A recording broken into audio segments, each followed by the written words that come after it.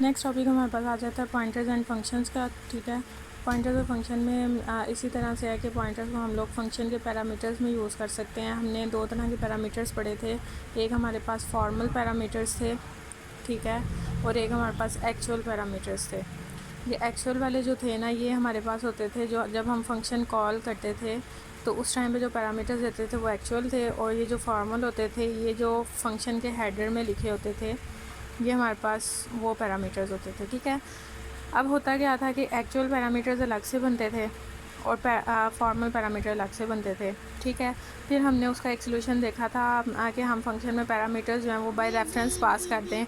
By reference का मतलब ये होता था कि एक्चुअल जो जहाँ पे पॉइंट आउट कर रहे हैं ना, लाइक ये एक्चुअल यहाँ पे पॉइंट आउट कर रहे हैं तो फॉर्मल भी यहाँ पे पॉइंट आउट करें, तो मतलब ये जो एक्स्ट्रा स्पेस ले रहे हैं फॉर्मल पैरामीटर्स वो रिड्यूस की जाए। ठीक है, हम यही काम जो है बाय रेफरेंस वाला वो पॉइंटर्स के थ्रू भी कर सकते हैं, इसलिए हम पॉइंटर्स और फंक्शंस में इनको यूज़ कर सकते हैं। समझो ये कि पॉइंटर जब फंक्शन में यूज़ करने हैं तो इसका मतलब यह है कि आप लोग फंक्शन को कॉल कर रहे हो बाय रेफरेंस। जिस तरह बाय रेफरेंस में हम लोग एड्रेस पास करते थे ना, एक एड्रेस फॉर्मल पैरामीटर में कॉपी हो जाता था, एक एड्रेस जो है वो फार्मल में कॉपी हो जाता है। सेम इसी तरह से अब हमारे पास फंक्शन में एक एड्रेस जो है वो इस फॉर्मल पैरामीटर के यहाँ पे जो पैरामीटर्स में वेरिएबल्स होंगे ना, ये अब वेरिएबल नहीं होंगे, ये पॉइंटर्स होंगे। ठीक है, तो अब जो एड्रेस पास होगा वो पॉइंटर्स को पास होगा, वेरिएबल को पास नहीं होगा। ठीक है, इसके एक एग्जांपल देख लेते हैं। Write a program that input two integers, आपने दो इंटीजर्स इनपुट में लेने हैं, pass is ram to the function, और फिर इन इंटीजर्स को फंक्शन को पास करना है यूजिंग पॉइंटर्स के थ्रू पास करना है। The function exchange the values, आपने वो दो जो वेरिएबल्स इनपुट में लिए होंगे उनकी वैल्यूज़ को एक्सचेंज करेगा,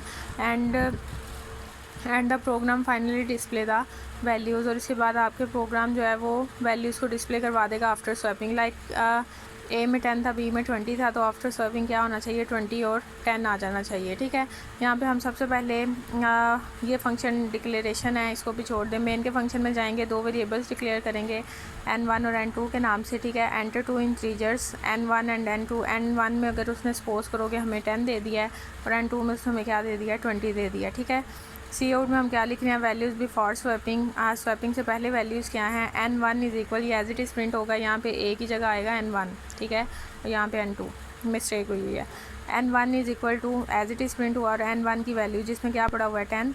इसी तरह से हमारे पास आएगा n2 as it is print होगा, और n2 की वैल्यू हमारे पास क्या है 20, तो वो 20 को दे देगा। ठीक है, ये दोनों वैल्यूज़ तो हो गई।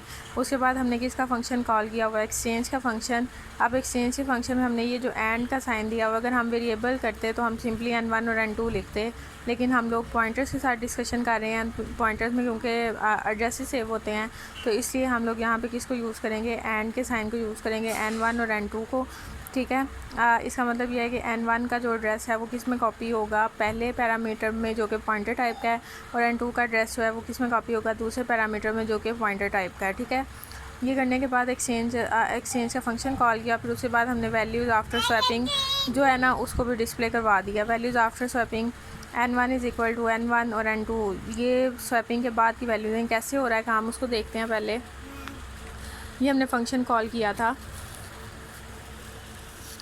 इस फंक्शन में हमने क्या लिखा हुआ है, एक्सचेंज का फंक्शन है, दो वेरिएबल दो पैरामीटर्स हैं, लेकिन दोनों पैरामीटर्स जो हैं ये हमारे पास किस टाइप के हैं, पॉइंटर टाइप के हैं। ठीक है, पॉइंटर टाइप के पैरामीटर्स आ गए, इंटीजर m और इंटीजर n हमारे पास आ गया। ठीक है, अब m के अंदर किसी को वैल्यू कॉपी होगी n1 की, और n के अंदर किसकी कॉपी होगी, n2 की वैल्यू कॉपी हो जाएगी। ठीक है, लेकिन डिफरेंस क्या है कि ये पॉइंटर हैं, तो इसका मतलब यह है कि अगर आपके पास n1 ये है और n2 ये है, इसमें 10 पड़ा हुआ है, इसमें 20 पड़ा हुआ है, तो m जो है वो किस पे पॉइंट आउट कर रहा होगा, इस n1 पे, और n2 किस पे पॉइंट आउट, n जो है वो किस पे पॉइंट आउट करेगा, n2 के ऊपर। ठीक है, इसका मतलब क्या है कि ये अलग से अब नहीं बन रहे, ये इसी जगह पे पॉइंट आउट कर रहे हैं, क्योंकि इनके पास एड्रेसेस हैं n1 के और n2 के। ठीक है, अब टेम्परेरी का एक वेरिएबल ले लिया टेम्प के नाम से, टेम्प में हमने रखवाई पॉइंटर m की वैल्यू, ये डी रेफरेंस ऑपरेटर है। इसका मतलब क्या है कि m की वैल्यू जो है वो किस में आ जाएगी, टेम्परेरी के वेरिएबल में, यानी कि 10 इसमें आ जाएगा। ठीक है, उसके बाद पॉइंटर m यानी कि m के अंदर जो वैल्यू थी, अब हमने उसकी जगह किसकी वैल्यू रखवा देनी है, n की वैल्यू रखवा देनी है, तो m में क्या आ जाएगा 20, और इसी तरह से n में हमारे पास क्या आ जाएगा, टेम्परेरी की वैल्यू 10। तो m की वैल्यू चेंज हो गई, 10 की बजाय 20, और n की वैल्यू क्या हो गई है, 10 हो गई है। ठीक है, अब यहाँ पे देखा जाए तो वेरिएबल्स n1 और n2 थे, लेकिन हमने किसके थ्रू काम किया है, पॉइंटर्स के थ्रू, m और n के थ्रू। तो वैल्यूज़ जो चेंज हुई हैं वो चेंज जो है वो n1 पे भी इफ़ेक्ट कर रहा है और n2 पे भी इफ़ेक्ट कर रहा है, ठीक है। इसलिए जब आप वैल्यूज़ को डिस्प्ले करवाओगे, अब n1 क्या शो करेगा 20 और n2 क्या शो करेगा 10 शो कर देगा, ठीक है। तो ये है वैल्यूज़ आफ्टर स्वैपिंग हमारे पास। इसी तरह से हमारे पास आ जाता है write a program that declares an integer in main function. आपने मेन के फंक्शन में एक इंटीजर डिक्लेयर करना है। It also declares two function, दो फंक्शन जिसके अंदर बनाने हैं। One function input a value in the variable, जो वेरिएबल आपने डिक्लेयर किया है एक फंक्शन उसके अंदर वैल्यू को इनपुट में लेगा, ठीक है, defined in the main function. और second function double the value of that variable, और सेकंड फंक्शन क्या करेगा, जो वैल्यू आपने इनपुट किया उसको डबल करेगा। लाइक मैं 50 था तो डबल का मतलब क्या होगा 100, ठीक है। अब सबसे पहले यहाँ पे हम लोग एक मेन के फंक्शन के अंदर एक नंबर डिक्लेयर करते हैं, और ये हमने गेट का फंक्शन कॉल किया किसके साथ, पैरामीटर के साथ, नम वाले पैरामीटर के साथ, ठीक है। गेट का फंक्शन कॉल किया नम वाले पैरामीटर के साथ, लेकिन हमें हमारे पास ये नम का वेरिएबल है लेकिन इसके अंदर भी कोई भी चीज़ नहीं पड़ी हुई, ठीक है। अब हम फंक्शन कॉल कर रहे हैं इनपुट लेने के लिए, ये गेट का फंक्शन है। इसमें हमने किसको यूज़ किया हुआ है, पॉइंटर x, यानी कि x भी कहाँ पे पॉइंट आउट कर रहा है, इस नम वाले वेरिएबल के ऊपर, ठीक है। हमने डी रेफरेंस ऑपरेटर यानी कि पॉइंटर को यूज़ किया हुआ है, तो इसलिए नम में भी नम के साथ हमने एंड साइन लगाया, ठीक है। अब हम यूज़र को कहेंगे एंटर एन इंटीजर, एक इंटीजर एंटर करो cin static x, dereference operator x के साथ। तो सपोज़ उसने यहाँ पे हमें क्या दे दिया 50। अब ये नंबर के अंदर भी 50 पड़ा हुआ है और x भी कहाँ पे पॉइंट आउट कर रहा है, इसी जगह पे पॉइंट आउट कर रहा है, ठीक है। ये फंक्शन ख़त्म हो गया, अगली लाइन एग्जीक्यूट होगी, cout you entered number, number में क्या पड़ा हुआ है 50 पड़ा हुआ है, ठीक है। उसके बाद नेक्स्ट आ जाएगा हमारे पास डबल का फंक्शन। अब डबल का फंक्शन भी हमने इस नाम वाले कीवर्ड के पैरामीटर के साथ ही कॉल किया हुआ है, ठीक है। ये हमारे पास डबल का फंक्शन है, ठीक है। वाई डबल इंटीजर वाई, इसका मतलब क्या है कि अब नाम वाला जो कीवर्ड है वेरिएबल है, वाई भी कहाँ पे पॉइंट आउट कर रहा है, इसी नाम के ऊपर पॉइंट आउट कर रहा है, ठीक है। हमने क्या किया, y static y is equal to static y multiply 2, ठीक है। स्टैटिक वाई 50 है, 50 मल्टीप्लाई 2 हमारे पास क्या हो जाएगा 100। तो मतलब वाई नंबर और x सब के अंदर क्या पड़ा हुआ है 100 पड़ा हुआ है, ठीक है। अब आप इसको शो करवाओगे, इट्स डबल इस नम को शो करवाओगे तो वो क्या शो करेगा 100 को शो कर देगा, ठीक है। तो ये आपके पास है पॉइंटर्स विद द फंक्शंस। उसके बाद नेक्स्ट आ जाता है हमारे पास पॉइंटर्स एंड स्ट्रक्चर्स के बारे में है। पॉइंटर्स जो हैं वो स्ट्रक्चर्स के साथ भी यूज़ हो सकते हैं, ठीक है। स्ट्रक्चर्स जिस तरह से हम लोग स्ट्रक्चर बनाते हैं या वैसे ही बनाएंगे। फिर स्ट्रक्चर के पैरामीटर को यूज़ किस तरह से करेंगे, इसके लिए हमारे पास हम लोग पहले जब स्ट्रक्चर बनाते थे, लाइक ये एक स्ट्रक्चर था बुक के नाम से, मैंने बुक का कोई वेरिएबल क्रिएट किया आर के नाम से, ठीक है। अब मैंने इसके अंदर वैल्यूज़ रखवानी होती थी, मैंने इसके अंदर वैल्यू रखवानी होती थी, तो मैं क्या लिखती थी, आर डॉट ऑथर ऐसी था, आर डॉट पेजेस ऐसी लिखती थी। लेकिन अब मैं ये सारा कुछ नहीं लिख सकती, मैं यहाँ पे डॉट नहीं लगा सकती, मुझे इस डॉट की जगह पे इस तरह से माइनस का जो साइन होता है वो और ग्रेटर दैन का साइन इसको लगाना पड़ता है। इसको हम लोग कहते हैं सिलेक्शन ऑपरेटर। अब मैं क्या लिखूँगी, आर ये साइन सिलेक्शन ऑपरेटर का, फिर मैं क्या लिखूँगी ऑथर, ठीक है।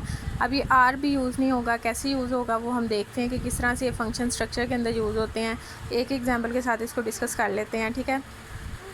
यहाँ पे जी हमारे पास ये बना हुआ है, एक स्ट्रक्चर बना हुआ है, उसमें एक ऑथर का मतलब हमने बनाया हुआ है, ठीक है, एक पेजेस के लिए और एक प्राइस के लिए, ठीक है। अब मेन के फंक्शन में हमने इस बुक का एक स्ट्रक्चर, एक वेरिएबल क्रिएट किया रिकॉर्ड के नाम से, ठीक है।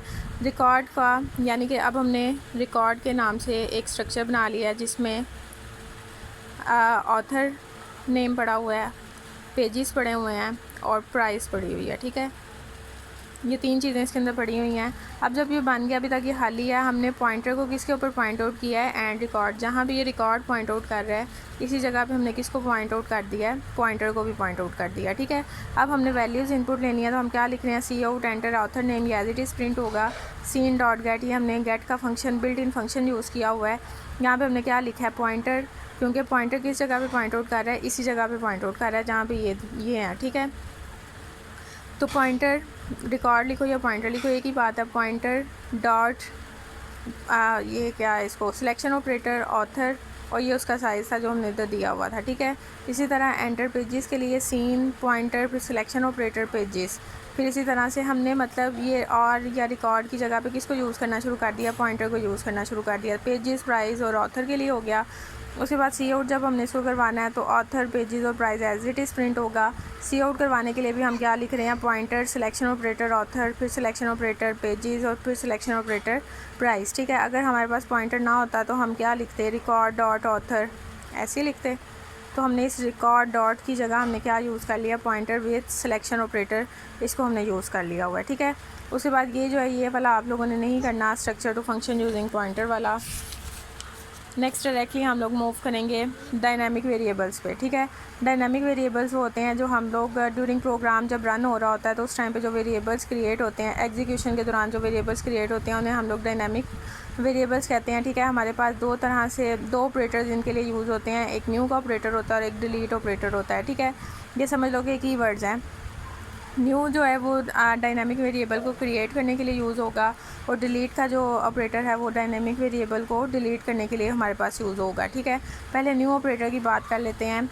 न्यू ऑपरेटर जो है जब प्रोग्राम एग्जीक्यूट हो रहा होगा तो जहाँ पे उसे न्यू का वर्ड नज़र आएगा तो वहाँ पे एक वेरिएबल क्रिएट कर देगा उस डाटा टाइप का जो आप लोगों ने यहाँ पे लिखी होगी। ठीक है, अब इसमें होगा ये कि जी आप लोगों को उतने मेमोरी में बाइट्स एलोकेट हो जाएंगे जितनी आपने उसके अंदर उसकी डाटा टाइप लिखी होगी। लाइक इंटीजर है तो एक नया वेरिएबल क्रिएट होगा और उसकी डाटा टाइप के मुताबिक यानी कि 2 बाइट्स जो हैं वो उसको एलोकेट हो जाएंगे। ठीक है, उसके बाद जी इसके लिए अगर आप लोग चाहो तो अरे को भी यूज़ कर सकते हो, मतलब अरे भी डायनामिकली डिक्लेयर कर सकते हो। न्यू का कीवर्ड लिखो, डाटा टाइप लिखो और उसकी लेंथ लिखो कि आपने किस तरह की अरे को डिक्लेयर करना है। ठीक है, यहाँ पे उसने एक एग्जांपल दी हुई है कि आप इस वेरिएबल को एक्सेस किस तरह से करो, क्योंकि यहाँ पे आपको कहीं पे भी वेरिएबल नेम नज़र नहीं आ रहा होगा। इसको एक्सेस करने के लिए हमें पॉइंटर की ज़रूरत पड़ती है। ठीक है, हम एक पॉइंटर डिक्लेयर करते हैं, फिर उस पॉइंटर में किसका एड्रेस रखवा देते हैं, इस न्यू इंटीजर का एड्रेस रखवा देते हैं। ठीक है, इंट डाटा टाइप और न्यू कीवर्ड है।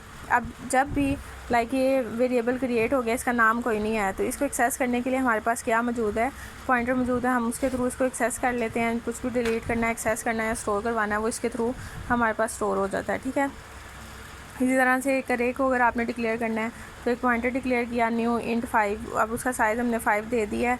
उस अरे का नाम कोई नहीं है, इसको यूज़ करने के लिए हमने किसको बना लिया, पॉइंटर को बना लिया। पॉइंटर के थ्रू हम इसे एक्सेस कर सकते हैं।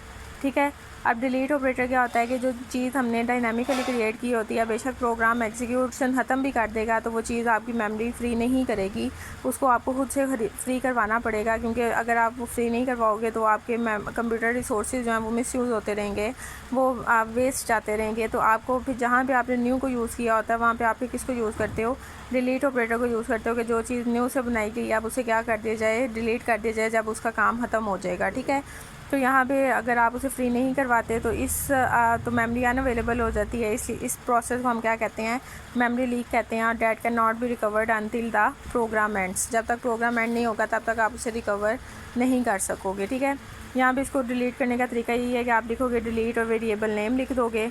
इसी तरह से डिलीट वेरिएबल। अब यहाँ पे आपको मैंने कहा था कि वेरिएबल नेम तो होता नहीं है, तो हम किसको डिलीट करेंगे, पॉइंटर को डिलीट करेंगे। पॉइंटर किस जगह पे पॉइंट आउट कर रहा होगा, जो हमारे पास डायनामिक वेरिएबल बना होगा। तो जैसे पॉइंटर डिलीट हो जाएगा तो वो वेरिएबल जो बना था वो भी क्या हो जाएगा, डिलीट हो जाएगा। ठीक है, तो यहाँ से ये भी डिलीट अरे करने के लिए हम अरे का साइज़ नहीं पता, लेकिन हम खाली ब्रेसेस लिखते हैं और पॉइंटर लिख देते हैं, तो इसका मतलब है कि उसको पता चल जाएगा कि उसने क्या डिलीट करनी है, एक अरे को डिलीट करना है। ठीक है, यहाँ पे write a program that uses new operator to create an integer. आपने एक इंटीजर बनाने के लिए न्यू ऑपरेटर को यूज़ करना है। इनपुट वैल्यूज़ इन इट और उसके अंदर वैल्यूज़ इनपुट करानी है and then display the value, और फिर उस वैल्यू को जो इनपुट हुई है उसको डिस्प्ले करवाना है। ठीक है, हम एक पॉइंटर डिक्लेयर करते हैं, पॉइंटर के अंदर किसकी वैल्यू रखवा देते हैं, उस न्यू इंट यानी कि न्यू वेरिएबल की वैल्यू रखवा देते हैं। ठीक है, एड्रेस रखवा देते हैं, लाइक इंटीजर बनाएं और पॉइंटर भी इसी जगह पे पॉइंट आउट कर रहा है। ठीक है, अब एंटर एंड इंटीजर, हम उसे कहते हैं कि इंटीजर एंटर करो सी इन पॉइंटर। पॉइंटर को यूज़ करते हुए वो इंटीजर एंटर कर रहा है क्योंकि इसका तो कोई नाम ही नहीं है,